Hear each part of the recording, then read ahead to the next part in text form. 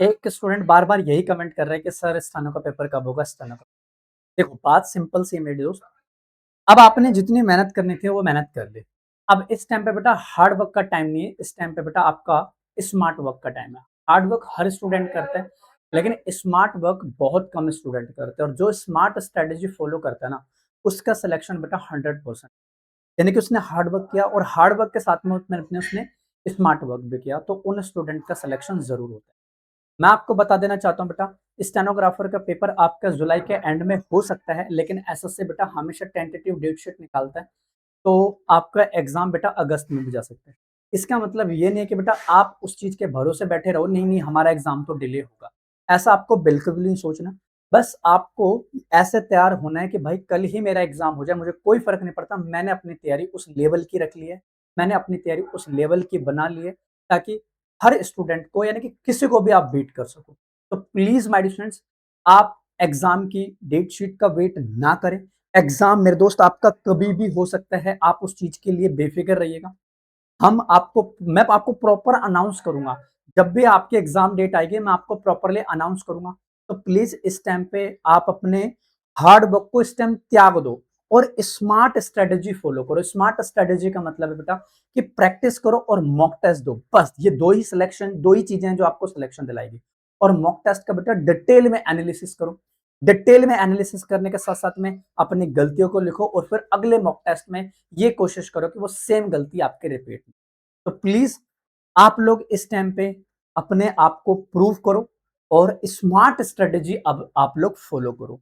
ज्यादा इस टाइम पे बेटा इधर उधर भागने की बिल्कुल नीड नहीं है। अगर इधर उधर भागोगे पजल हो जाओगे, एग्जाम हो जाएगा बेकार।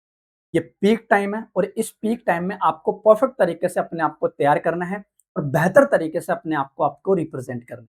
तो स्टेनोग्राफर की डेट शीट बेटा कभी भी आ सकती है। इससे पहले आपका फेज 14 का एग्जाम होगा, तो ये भी चीज ध्यान रखना। अगर फेज 14 का एग्जाम डिले होता है तो 100% चांसेस है बेटा आपका एग्जाम स्टेनो का भी डिले होगा। लेकिन कभी कभी एग्जामिनर बेटा सन की खोपड़ी का होता है, वो आपके स्टेनोग्राफर का एग्जाम पहले भी ले लेगा, कोई हमें कुछ।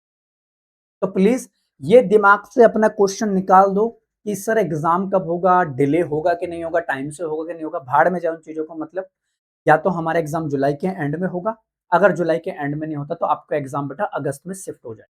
तो ये चीज आप अपने माइंड में बिठा लेना। काफी स्टूडेंट्स के मन में ये भी डाउट है, नहीं नहीं सर एग्जाम तो सितंबर में जाएगा। बेटा ऐसा बिल्कुल नहीं होने वाला, ये मैं लिख के कह रहा हूँ। सितंबर तक आपका एग्जाम नहीं जाने वाला, ठीक है। और बाकी एसएससी है भाई, वो कुछ भी कर सकती है, लेकिन आप अपनी तैयारी उस लेवल की रखिए ताकि आप बेहतर तरीके से अपने आप को रिप्रेजेंट कर पाओ, बेहतर तरीके से आप अपने आप को जज कर पाओ। हर एक क्वेश्चन को बेटा कीजिए। 60 मिनट में आपको 100 क्वेश्चन को अटेम्प्ट करना है। अगर मैं स्टेनोग्राफर की बात करूं तो प्लीज बार बार बच्चे ये मत पूछा करो कि सर एग्जाम डेट कब आएगी, एग्जाम डेट कब। आप भाड़ में जाए एग्जाम डेट, हमें अपनी तैयारी रखनी है बस उस लेवल की। मेरा कल एग्जाम हो जाए तो आपके अंदर वो कॉन्फिडेंस होना चाहिए कि हाँ सर, मैं एग्जाम देने के लिए अवेलेबल हूँ, मैं प्रॉपर तैयार हूँ एग्जाम देने के लिए, ठीक है। तो प्लीज ये चीज आप ध्यान रखें।